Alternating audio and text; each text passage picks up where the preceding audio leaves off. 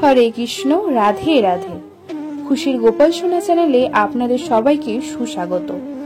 আগামী 18ই মে মোহিনী একাদশী ব্রত পালিত হচ্ছে। এই মোহিনী একাদশীর পালনের সময়সূচি এবং সব একাদশী থেকে এই একাদশীর বিশেষত্ব কি, কেনই বা এই একাদশীতে ভগবান শ্রী বিষ্ণু জলপরী রূপে আবির্ভূত হয়েছিলেন, আজকে এই ভিডিওর মাধ্যমে সবকিছু জানানো হবে। এছাড়াও মোহিনী একাদশীর ব্রত মাহাত্ম্য থাকবে। এই ব্রত কথা শ্রবণ কীর্তনে সহস্র গোদানের ফলও লাভ হয়ে থাকে। মোহিনী একাদশীর মাহাত্ম্য। কুর্ম পুরাণে বৈশাখ শুক্লপক্ষের মোহিনী একাদশীর ব্রত মাহাত্ম্য বর্ণনা করা হয়েছে।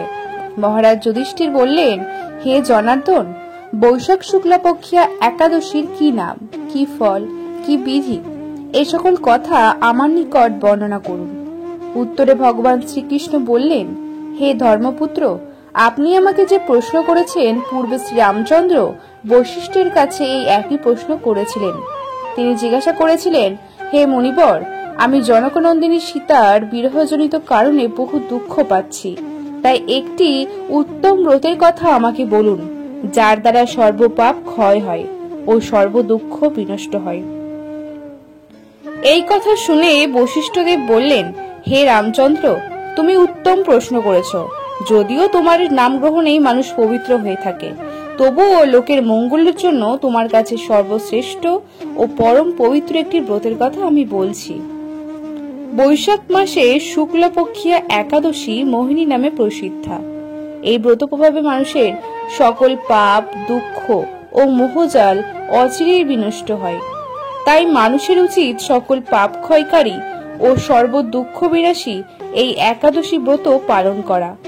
একাগ্র চিত্তে তার মহিমা তুমি শ্রবণ করো। এই কথা শ্রবণ মাত্রই সমস্ত পাপ বিনষ্ট হয়। পবিত্র সরস্বতী নদীর তীরে ভদ্রাবতী নামে এক সুশোভনা নগরী ছিল। চন্দ্রবংশজাত ধৃতিমান নামে এক রাজা সেখানে রাজত্ব করতেন। সেই নগরীতেই ধনপাল নামে এক বৈশ্য বাস করতেন। তিনি ছিলেন পূর্ণকর্মা ও সমৃদ্ধশালী ব্যক্তি। তিনি নলকূপ, জলাশয়, উদ্যান, মঠ ও গৃহ ইত্যাদি নির্মাণ করে দিতেন। তিনি ছিলেন বিষ্ণু ভক্তি পরায়ণ ও শান্ত প্রকৃতির মানুষ।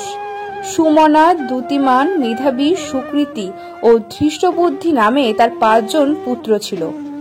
পঞ্চম পুত্র ধৃষ্টবুদ্ধি ছিল অতি দুরাচারী। সে সর্বদা পাপ কার্যে লিপ্ত থাকত। পরস্ত্রী সঙ্গী, বেশ্যাসক্ত, লম্পট ও দ্রুতক্রিয়া প্রভৃতি পাপে সে অত্যন্ত আসক্ত ছিল। দেবতা, ব্রাহ্মণ ও পিতামাতার সেবায় তার একেবারেই মতি ছিল না। সে অন্যায় কার্যে রত, দুষ্ট স্বভাব ও প্রীতিধন ক্ষয়কারক ছিল। সবসময় সে অভক্ষ, ভক্ষণ ও সুরাপনে মত্ত থাকত। পিতা ধনপাল একদিন পথে চলছিলেন।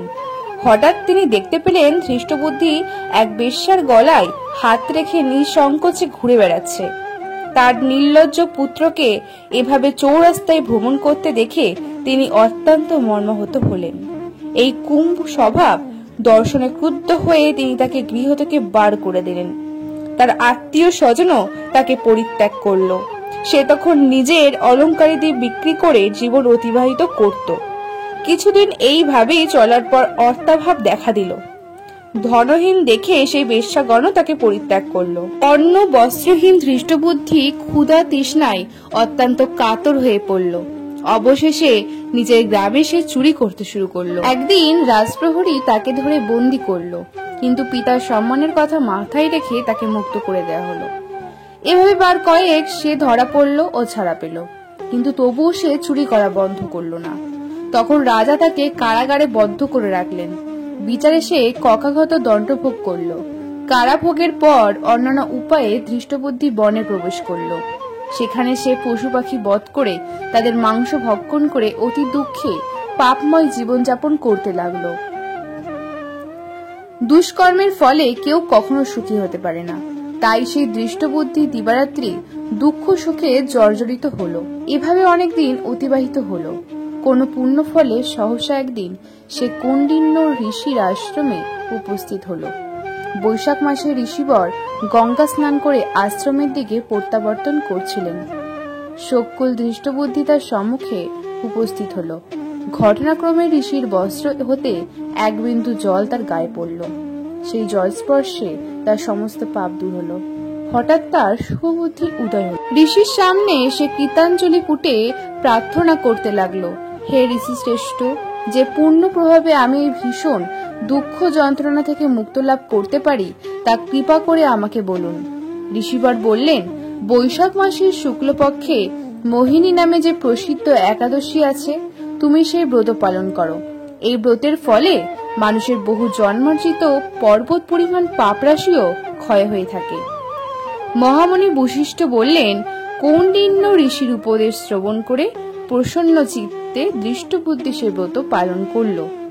হে মহারাজ রামচন্দ্র, এই ব্রত পালনে সে নিষ্পাপ হল, দিব্য দেহ লাভ করল।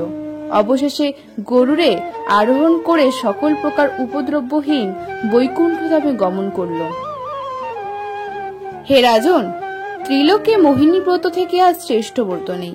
যজ্ঞ, তীর্থস্থান, দান ইত্যাদি কোনো পুণ্য কর্মই এই ব্রতের সমান নয়। এই ব্রত কথা শ্রবণ কীর্তনে সহস্র গোদানের ফল লাভ হয়ে থাকে। এবার জেনে নেওয়া যাক মোহিনী একাদশীর বিশেষত্বটি কি। মোহিনী একাদশী হল আধ্যাত্মিকভাবে নবায়নের দিন। এটা বিশ্বাস করা হয় যে ভগবান বিষ্ণু মোহিনী নামক একটি সুন্দর জলপরী আকৃতিতে আবির্ভূত হয়েছিলেন। সেই সম্মানে প্রতি বছর ভক্তরা মোহিনী একাদশী পালন করেন এবং বিষ্ণুকে মোহিনী রূপে সাজানো হয়ে থাকে।